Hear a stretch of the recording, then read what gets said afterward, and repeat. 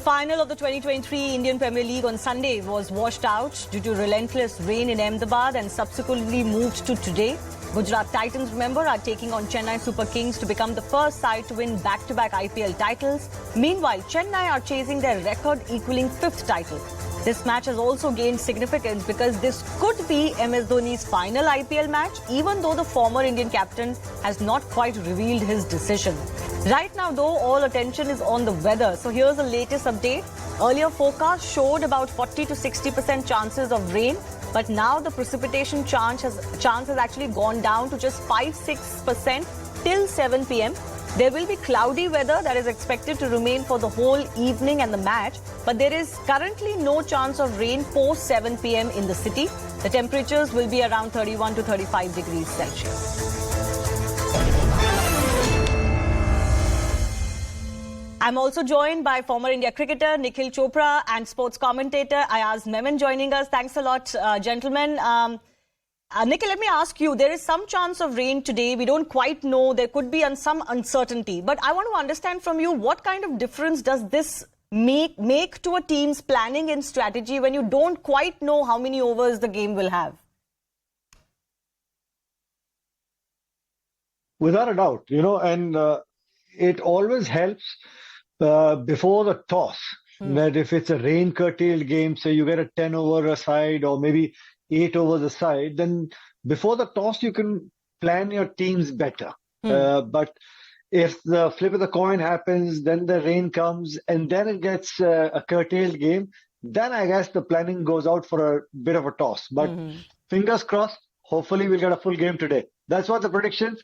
If there is a little bit of rain, you might get it at about 8:39. So, yeah. But give me a sense of what you make of this matchup. Obviously, Gujarat Titans have had the more superior season. They've looked the more superior side. But Chennai have peaked at the right time. They've looked good in the last four. And they have Mahendra Singh Dhoni, who's a master, tactician. So how do you look at this matchup?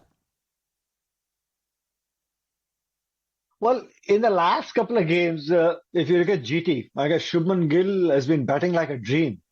And God bless him for that. And hopefully he continues batting like that.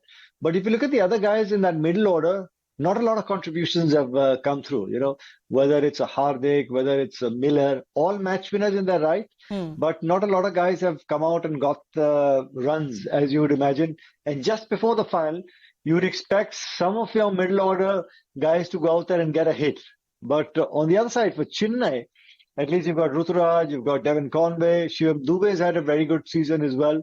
So guys have been contributing in the middle as well. Ajinkya Rahane, like we've been calling him Ajinkya Rahane 2.0 with the strike rate that he's been batting. So phenomenal. So I guess, God forbid, and I say that I don't see that happen, that Shubman Gill gets out, then who's going to take on that responsibility for GT? The Gujarat Titans. So it's going to be a close game, I think. I don't know.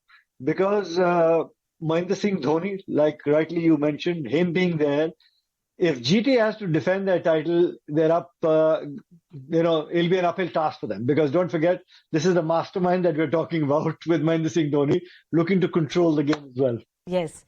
I want to understand from you, he rightly mentioned that because Shubman has done so well, not many others have had to contribute or, have been required. But on the other side, if you look at the Chennai lower middle order with Moeen Ali and with Ambati Rayudu, they've also not clicked this season. Plus, GT have the more superior bowling side with the top three bowlers of the season. So, do you believe GT do start with that kind of an advantage over a Chennai team, even though it's a Chennai helmed by Dhoni? Well, I mean, you only look, when you look at it, there are many things which favor GT. They're playing at home. This is their home turf. They've got great depth in batting and bowling. Nikhil mentioned about some of the middle order batsmen not even getting a chance. But that's because Shubman has been fantastic. And, he's formed a very good opening partnership with Riddhiman Saha. So there's not been too much pressure on the middle order batsmen for Gujarat. But, this could be a threat. It could be a vulnerability. But let's also not forget that the last time these two teams met was in the qualifier when Chennai won. And that's why they moved into the final straight away.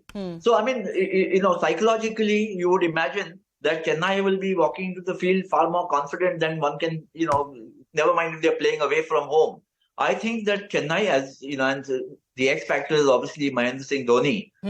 There's been so much talk around him, whether he's going to retire or not. I think right now that should be suspended. Even if he comes out to bat 7, 8, 10 deliveries, which he's been doing through the season, he's making that little bit of an impact. I think the T20 format, and especially with the impact player rule coming in the IPL, has also evolved very differently. But Dhoni behind the stumps and with his field settings and bowling changes, I don't think that anybody can take this team lightly at all.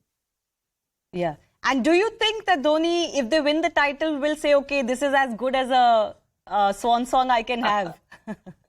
Yeah, I wish you would listen to me, Shivani. But I think, what I mentioned is that with this impact player rule coming in, I mean, now Dhoni can well be playing just 8 or 9 deliveries in the match, and then the rest of his contribution comes as a captain. Does he fancy that? Does he fancy that is the big question, because as he himself mentions, there's 8, 9 months. I think after a certain age and having played for so long, it can get a little fatiguing, just the travel and being around, and it's not the playing, but everything else around it. Yes, and he did talk about how preparing himself for this season in itself takes 2 months, because he's not a 12-month cricketer anymore. I have limited time. Let me quickly take Nikhil's opinion on Shubman Gill. Obviously, he's the man of the moment. Is this the best you've seen a batsman when he's at the top of his form? And I know there are comparisons being made with Kohli and all, possibly premature. But what do you make of his batting right now? Well, from Shubman Gill's point of view as well, and let me start by saying at least it's a lot of hard work paying off. And I say that because I know for a fact that he's publicly admitted to the fact that he spent a lot of time with Virat Kohli. How does he go about his practice?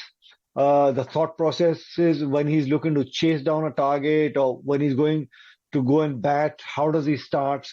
So there's a lot of learning coming his way as well. He spent a lot of time with the master himself, and he's trying to absorb and learn from everywhere he possibly can. And he realizes the value of his wicket. And the good thing is, when he gets to his 20s or 30s, he's starting to learn how to convert them. Very rarely do you see a Shubman Gill batting on 20 or 30, and he'll play a loose stroke in terms of saying, oh, he might get out now, he might get out the next over or so. No disrespect to a lot of other batsmen, but even if they get a 30 or a 40, you're always on the edge of your seat. These guys might get out now, this guy might get out now. And once he gets to his 20 and 30s, you look at him, look for those boundaries. He's looking to get those boundaries in, say, a no-risk zone, as and when the situation demands. And when he's completely sure that he can clear the fence, it's only then that he looks to clear the fielder, to go over the fielder's head as well. So a lot of game sense, I see, that has been developed by Shubman Gill. So I just hope this purple patch continues, because we've got a lot of international cricket coming our way as well. So fingers crossed, he'll just keep learning and evolving. Ayaz, I've only got a final minute. You want to say something about Shubman Gill? Could he have a lot of pressure on him today to deliver? I think he's relishing the pressure right now, Shivani, because I think he's come to a stage where, batsmen or players at the international level take a quantum jump. You're a fine player, you become a good player, from a good to a very good player, then you're on that threshold of touching the heights which define greatness. Now, I'm not saying he's already great. We should be a little, we shouldn't be hasty about these things, but he's poised. You can see a whole galaxy of batsmen in the past who had that one season or 1 year, 1.5 years, when they make this transition. And I can see Shubman Gill in that phase right now, maybe for the last 6-8 months. Yeah, and let's hope it continues for another year, because we've got so many important tournaments coming in. All right, time for final predictions. Nikhil, why don't you go first? Are you going to stick your neck out or sit on the fence? I like to sit on the fence and just enjoy the spectacle, to be honest. But maybe Chennai. I think Chennai might be just, say, 51-49 or 52-48 in favor of Chennai. Put it this way. Ayaz, you agree with that? I don't know why everybody's leaning towards Chennai. I think it's the Dhoni factor.